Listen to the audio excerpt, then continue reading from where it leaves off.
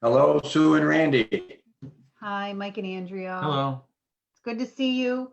Hello, everybody, and welcome to our Third Option Live International live chat series. Randy and Sue Pinto here, along with Mike and Andrea Buckley again. And we appreciate that they're willing to join us every week.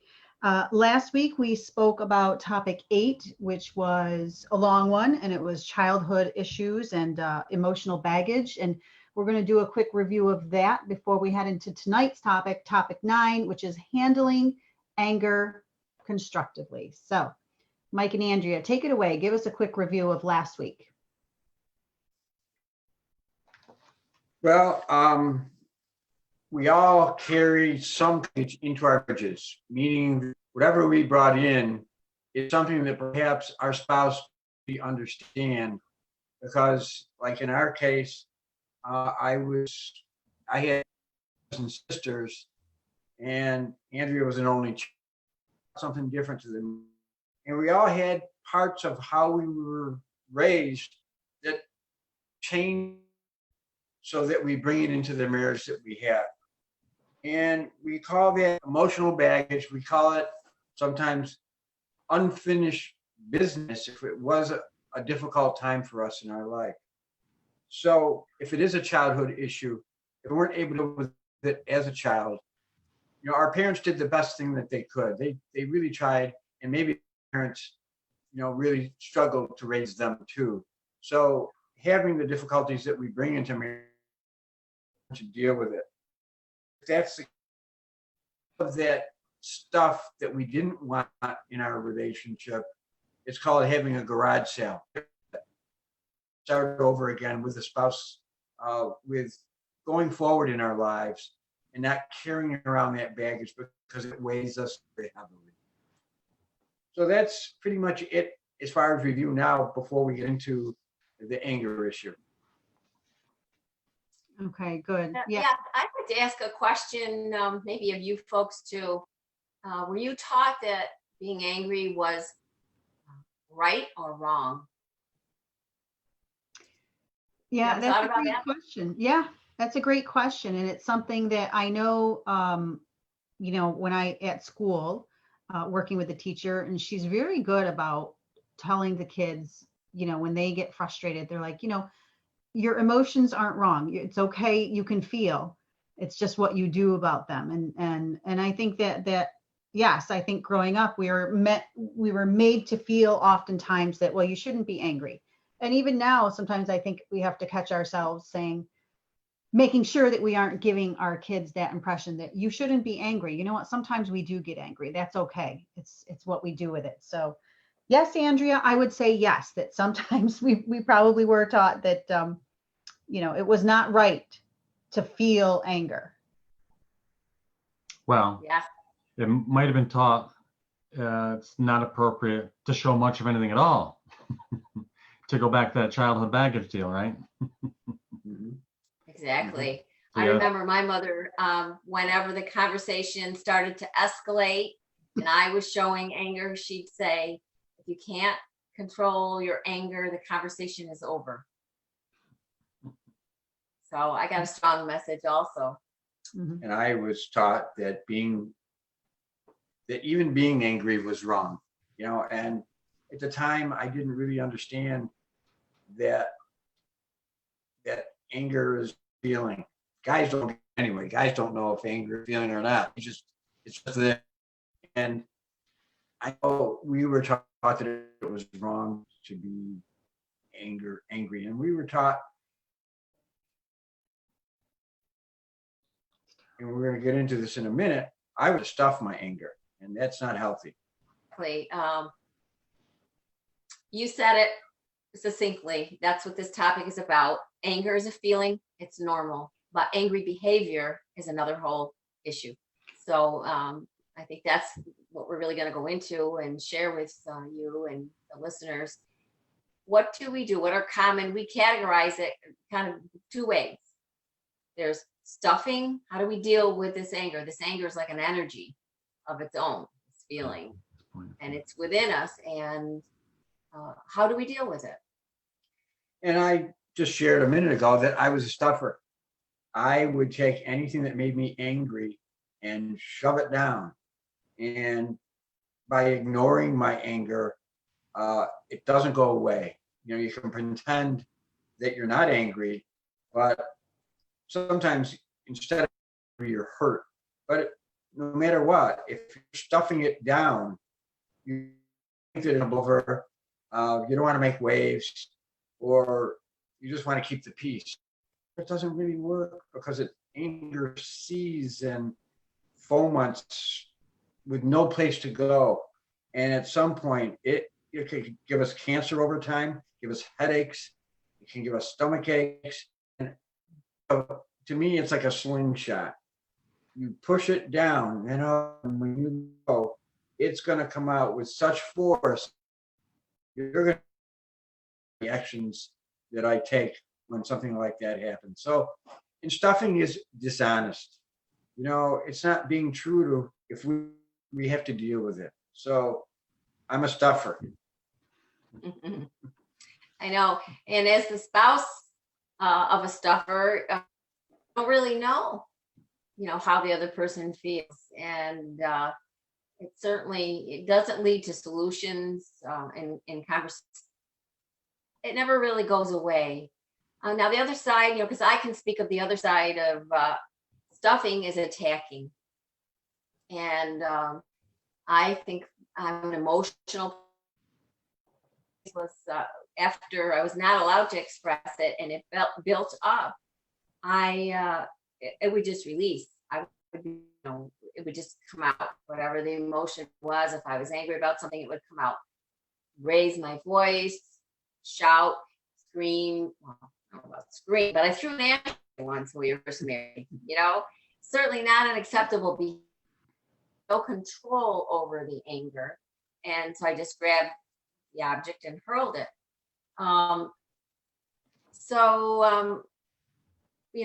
We've gone. What's the word I want to say? He's a stuffer. I have been the attacker. But it's important, and we'll talk to you and see how you feel. You can find yourself on both ends of this spectrum. There are times that in relationships, you do become the stuffer. Or the stuffer can become the attacker by not letting those feelings out. Now, all of a sudden, some event can happen and you're going to portray those characteristics. Yeah, and Stuffing and inflicting or attacking. Go ahead, Randy. that's right. As I said, and I think that while we obviously only overview a topic when we talk, I think the title of this one really says, and I think people overlook, is handling anger constructively, right? That's the key. It's not a problem. You're going to get angry. It's normal to get angry. It can be okay to get angry, but you have to handle it, but constructively. There's the key word, handling it constructively. People forget that. You look at the topic, oh, they're talking about anger. It's the first thing when you glance at it, right? No, how to handle it, how can you, and that you can handle it constructively. Yeah. I believe this topic is important for the people that are watching or people that have gone through third option in the past, because they don't even realize that it's happening until that emotion rears its ugly head. They don't know what to do with it. They don't know how to deal with it. And sometimes when you are caught in a moment, we even find ourselves getting what the words that we're trying to get across is out of control. When we're out of control, we are being very dangerous to our relationship. And we're being dangerous to ourselves, our spouse, and to others around us that see it, because once it comes out,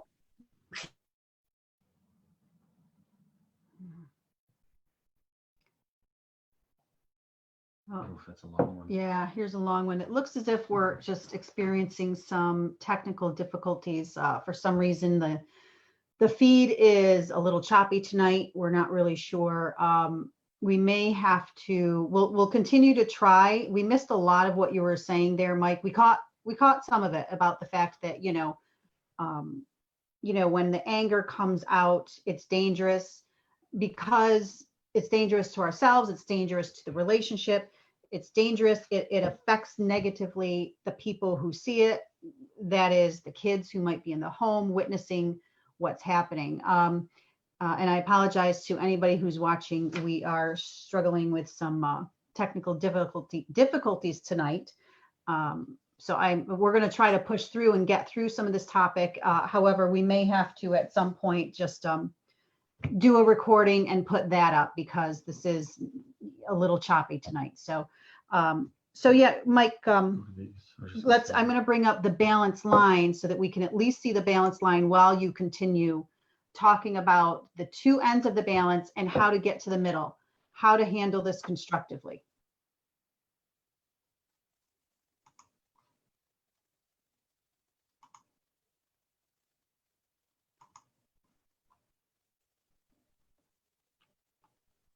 Okay, I don't know if they can hear us.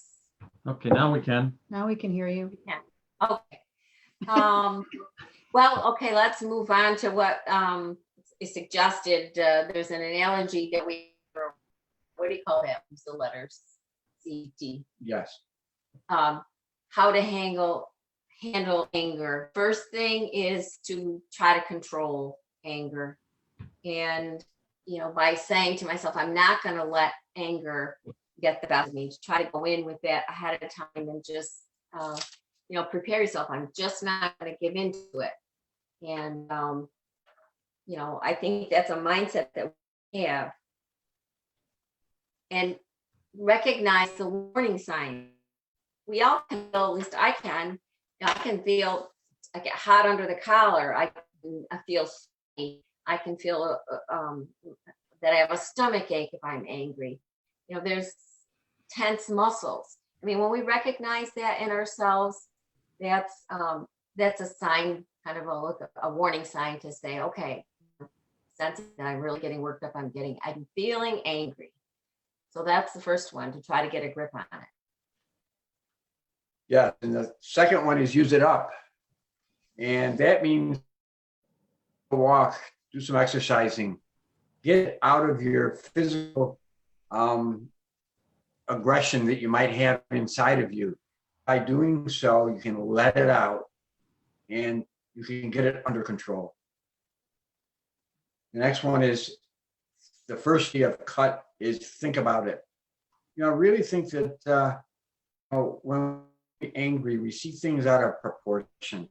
Now that we're under control, we need to get some perspective. And we have to ask, where did the anger come from? And then we have to know, is it really anger? Or is it hurt? Or is it fear, jealousy, or denial, something like that? And then the third question we have to ask ourselves is, why am I so angry? What did I expect? Anger is a demand. And usually it comes down to one of two things. I want things to go my way. And do I really have the right my way more than half of the time? Because if I don't, I'm being fair to my wife.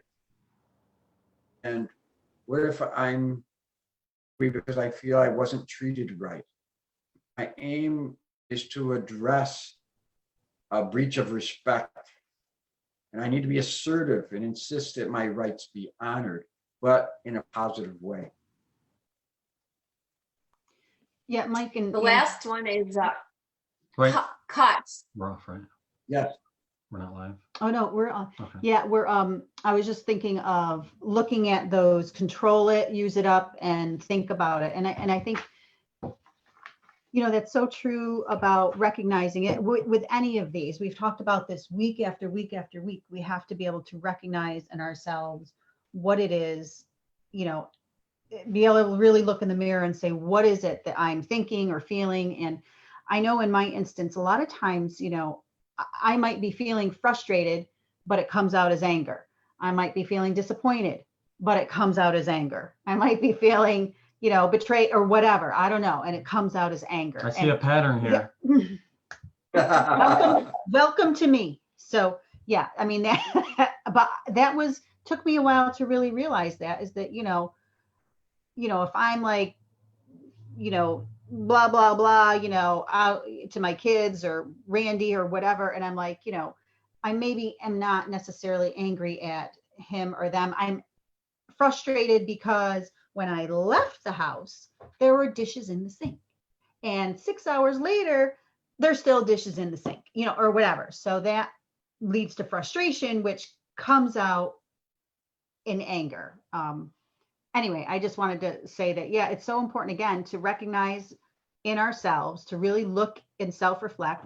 What is it I'm thinking? How is it I'm feeling? And then why am I feeling this? And be able to truly identify, why am I feeling this way? And am I directing my annoyance appropriately or to the appropriate person? Because sometimes my kids, I might blah, blah to my kids when really I'm annoyed with this one over here for whatever reason. But it happens. It really does. It happens. Yeah. Well, that's awareness that we talked about last session in the childhood and emotional baggage. It's the same thing to that self-reflection that is so important throughout this whole program. So you put that extremely well, Sue, and I echo that process, because I go through that also.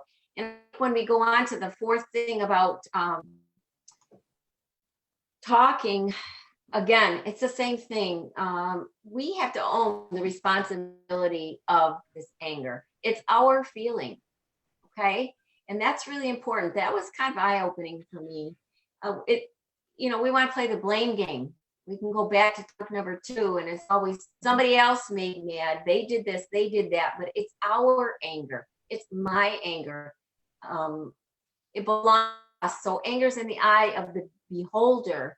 And the way that I begin to look at it now when I work with it is to use I statements.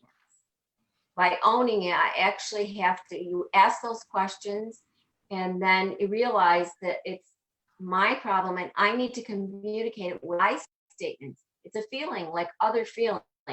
I am angry. And it's such a simple thing to try. You've tried it. I've tried it even more since we've studied third option. When I am at my most pent up with this inside anger, to focus on those 3 words to someone, if it's your child, if it's your husband, if it's a coworker. Right now, I am so angry.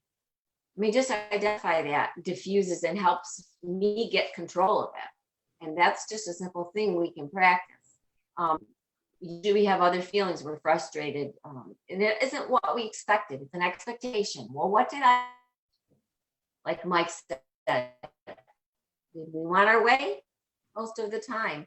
So using all 4 of those, I don't know if Randy used to say, chime in here, the control, Nope. use up the energy, think and talk. He doesn't need to. No anger. None. Nope. Perfect. Well, and as I said, I was saying too, with someone, you mentioned earlier the balance line, and I said to somebody, I said, well, you're like me, you're a stuffer. He goes, what? A stuffer? What's that? So I forget that people aren't even aware. There's not self-aware. They're not aware of the terms, what's going on. So it is hard if you don't talk about and read about and think about these things. It's hard to get to the cut, to the control, use, think, talk. People don't even realize that there's a balance line or where they are with it. And it was interesting to watch somebody for the first time, the concept, what do you mean? And I explained, oh yeah, you're right. So it's easy to sit here and say, much harder to do, and then even much harder in the heat of the moment, right? Right. Yeah. But if we go back to what Mike said about sharing with the stuff that's really unfair, and you're covering up that anger is like pain. There's a purpose to it. It's trying to tell us something. So if we don't want to go there and look at it by stuffing it, we're not going to learn in the relationship. Thought, anger's like pain. Yep. That could be a good thing. If we've got something, we don't go to the doctor because we don't want to hear the pain. We're not going to get. And so solutions, knowing things ahead, early warning signs, taking a deep breath when we recognize the body language, body symptoms in our spouse or ourselves, that something, there's feelings here of anger happening. And then acknowledging, having an awareness and acknowledging that it's okay. Hey, we don't have to You don't have to really be ashamed that we feel angry, but I have to own throwing the ashtrays. That's not justified. What we do and justify it as, well, I was angry, so I had the right to do that. You have to look at those things. And we go back to the option then. We don't stuff it. We don't inflict it. We channel it, meaning getting it under control and using the cut process to do that. Control it, use it up, think about it, and then talk. There's always listen to what maybe Andrea's saying. She's very upset because, again, anger holder, meaning I can't fix her anger, but I can listen to her and be patient with her when she's undergoing the stress that causes. And again, anger is like it's trying to tell us something. It's a very difficult emotion to deal with, and it's a deal breaker for a lot of people, because if we don't learn how to control, it's going to beat us, and it can be very devastating to marriages, and it could be perhaps the last straw where people say, I'm not going to endure this anymore, and I'm just going to go my own way. You know, if we know better by learning these parts of the process to help us do better, then we can go forward and we can thrive in our marriage rather than being in pain all the time. Right. Yeah, absolutely. It's a matter of really trying to work on those things, recognizing, controlling it, using it, think about it, recognizing the hurt, recognizing the pain, talking, negotiating. I do want to go on to this just because, again, we are still struggling with some of the feed. It's a little choppy. So I want to make sure we get through some of the end of it. And then, like I said, we may have to, we'll go back and check the video later, and we may have to just redo this topic where we'll just record it and then post it on Facebook and on our YouTube page. So some of the summaries and takeaways is that angry feelings are okay. We can feel angry. It's important that it's sometimes it just pops up and it just happens. Sometimes we might not even know why, but but then we have to go in and think about it. But they're okay. It's a matter of how you handle that anger. And anger is in the eyes of the beholder. Again, and then this whole program is about self change and self-reflection. My anger is my problem. My spouse's anger is my spouse's problem. And then being able to constructively deal with it using the CUT acronym, C-U-T-T, which is, again, controlling it. I've forgotten them. Use it up, think about it, and then talk and listen at the same time. And then going back and thinking, well, what is my anger telling me? Do I want my own way? What is it that this anger is really showing me? We have to listen to our bodies, and we do have to listen to that. Don't stuff it, don't inflict it, but to channel it. I did put in here, Mike and Andrea, a few of the suggested readings because they were also part of this program or within the program as some resources.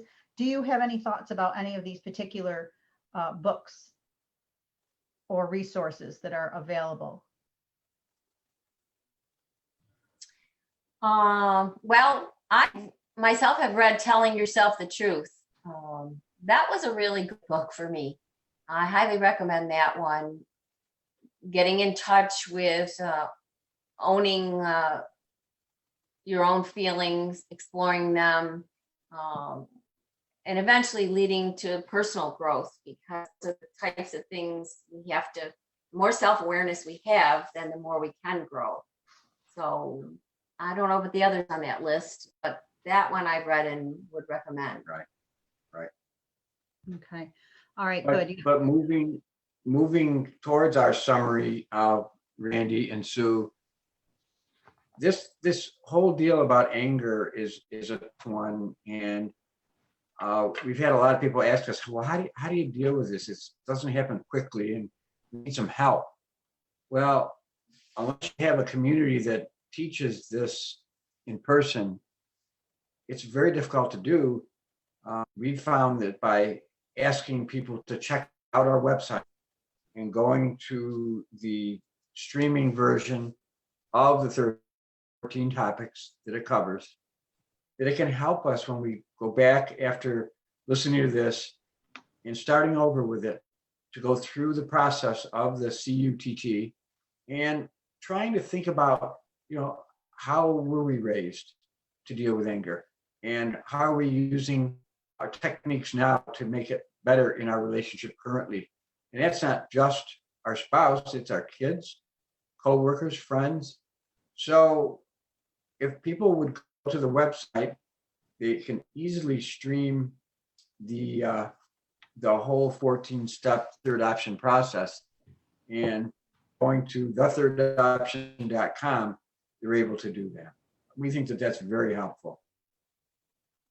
That's right. Yes. Thanks, Mike. We, as you were speaking, I put up both of the slides for questions to ponder, including what do we have to ask ourselves this week? Try to think about those questions. What do I need to ask myself? Also, what do I have to ask in relationship to my partner? And then again, some final thoughts. And there are the emails to which you can contact any of us, comment on Facebook. You can go to our, we're also on Twitter. You can go to our webpage and you can stream, just immediately stream it. Stream the program so you can follow all 14 topics. Also, all of these conversations for each week are up on our Facebook page and our YouTube channel. So please subscribe to the YouTube channel. You can go back and keep rewatching these videos to give you those overviews. And then you can also use the DVD or the streaming as, doing that weekly and using these videos to supplement. And if you, like what you're hearing, if you think it's helping, if you think it'd be a wonderful program to have in your area, then feel free to contact your local church or organization.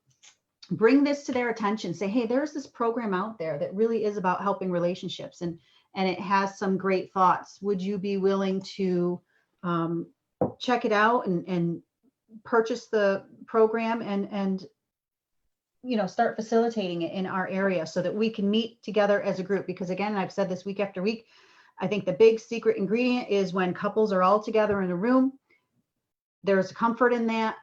It's really healing, and it's worthwhile. So there's many options here with the third option for you to be able to access our program, and again, even these discussions every week. And I do apologize to anybody. We are going to go back and look at our video. We know it was a little choppy, so we'll take a look, see if we need to redo it.